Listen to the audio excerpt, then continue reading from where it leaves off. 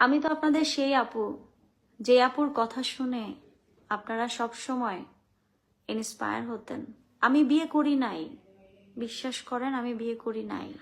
একটা মানুষ যে কিনা আমার বন্ধুত্ব, যখন রাসেল মিয়ার সঙ্গে আমার বিয়ে হয়,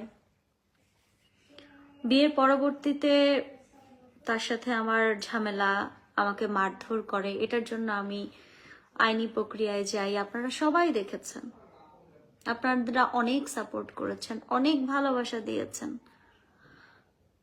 সেই সময় সেই হলুদ সাংবাদিক আমার বাসায় আসেন এবং পরবর্তীতে, প্লিজ আপনারা এটাকে স্ক্রিন রেকর্ড করে রাখবেন, কারণ আমার পেজটা সাসপেন্ড করে দিচ্ছে সবাই। আমি অনেক কষ্টে পেজটাকে আনছি, আমি জানি না আমার পেজটা থাকবে কিনা, বাঁচবো কিনা, কিন্তু আমার ভুলগুলো আমি সবার কাছে স্বীকার করে পৃথিবী থেকে যেতে চাই।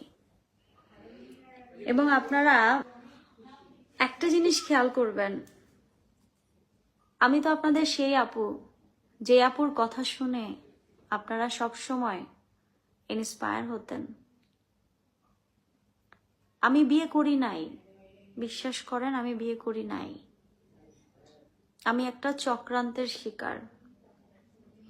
যেই লোকটা আমাকে বউ হিসেবে দাবি করছে, যেই লোকটা আমার মানহানি করছে, আমার সম্মানহানি করছে, সেই লোকটা নিজের ভিউ, আপনারা একটু খেয়াল করে দেখেন সেই লোকটা আসলে কি করছে। এখন আসেন আসল ঘটনায়।